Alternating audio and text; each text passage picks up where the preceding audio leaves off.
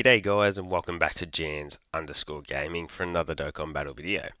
So for today's video here, we're jumping into something that we haven't had for a while, and it is the Infinite Dragon Ball history dropping a new stage. So as you can see here, we're taking on female tournament participants, and we've got a few missions for this one. You want to use 3 tournament participant units as well as 3 Peppy girls.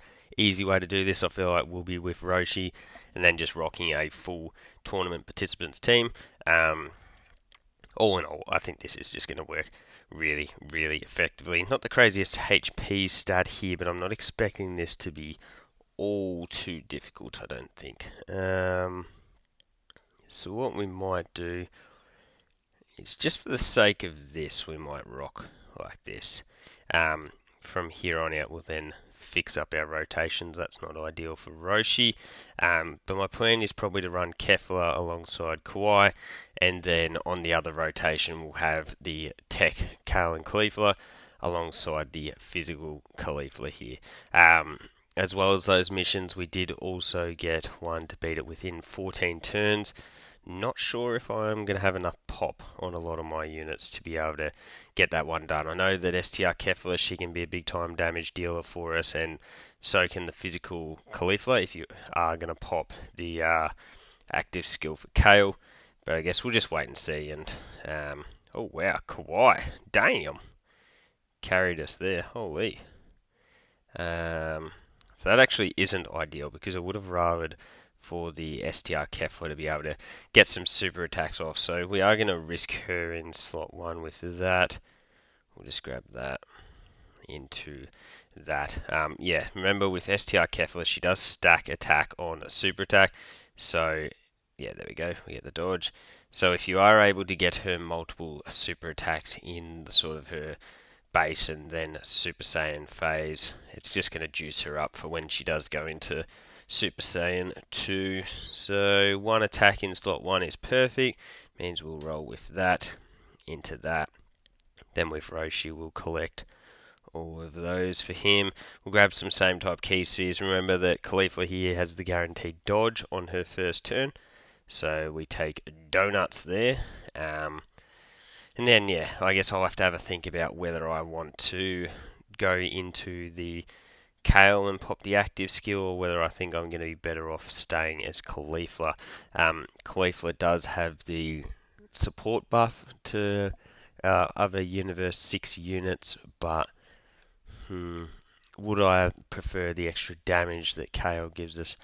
Not sure at this stage. But Tech Kale and Caulifla here, they're going to be able to sit in slot 2. As you can see, their first couple of attacks aren't going to be too crazy, but remember that they do stack attack and defense, so longer the fight goes on, the better they're going to be looking for us. And really, the STR Roshi's in slot 3. Hopefully they don't have to do anything for us. So bang, we get the first transformation into Super Saiyan for Kefla. Hopefully we can get some good orbs here. We are going up against an AGL enemy. Super attack is at the front, so what we're going to do is that into that. So when you are going up against a tournament participant unit, the Tech Kawaii has a 70% chance to dodge, which is really solid.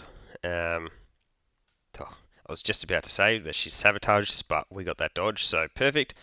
So yeah, tournament participant, she's always going to be a pretty handy option there.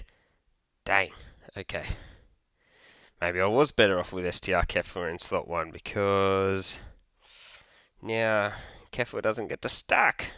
Well, what can you do? So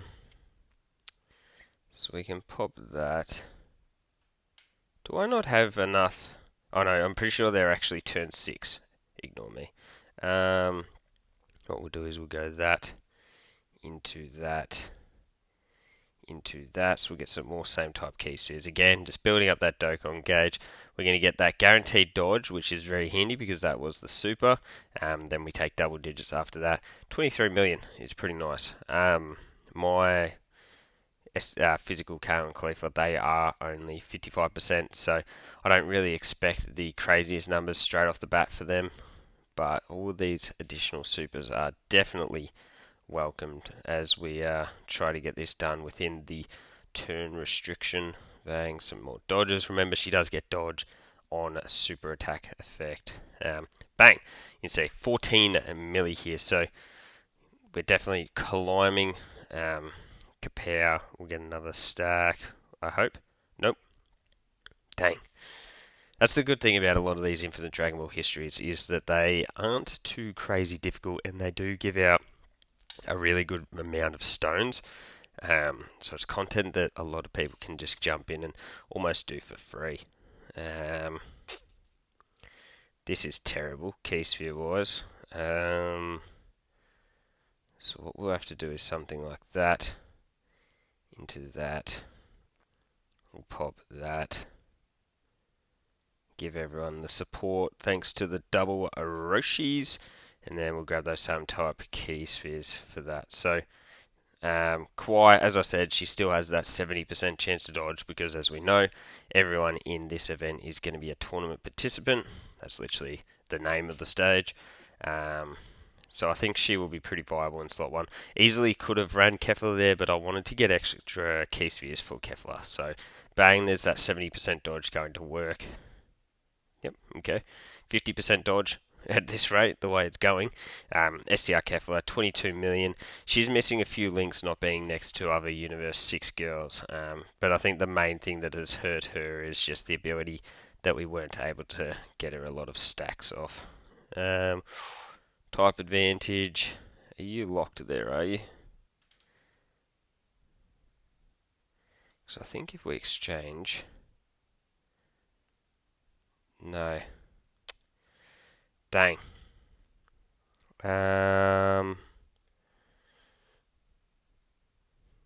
Dang.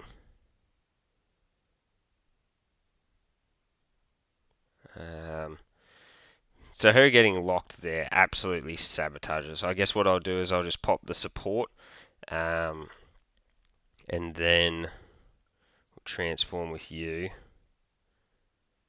We didn't actually get the orbs to change.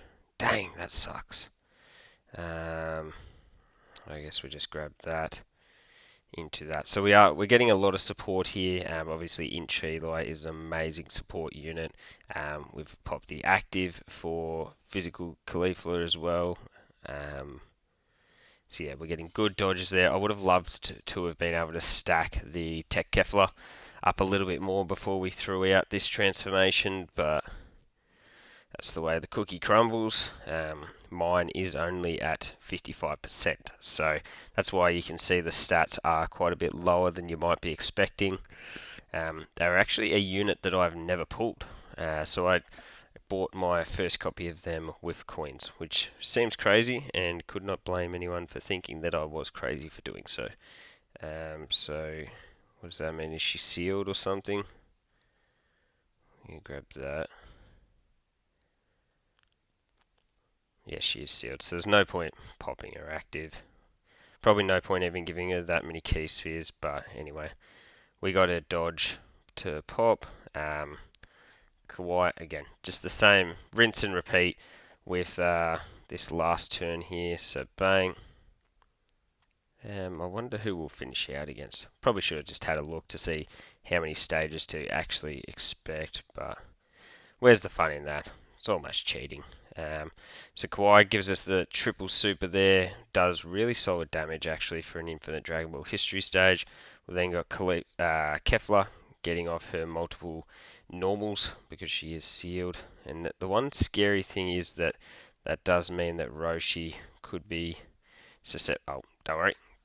Kefla got us the crit, and the crit was all we needed. Roshi will be able to do enough damage to get that finish. Oh, 2.89. Damn. He just gets it done. Wow. If that is not a disappointing turn, I don't know what is. Wowie.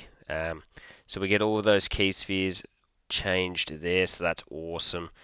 What about if we go into that, then get all of those for you? That gets us the Dokkan attack. So we're going to be getting off we're getting off Dokkan attacks from Kefla, physical KO, super attack before we are getting hit with that group attack. I'm not sure what that group attack will look like damage wise, but I dare say that we can get the finish here.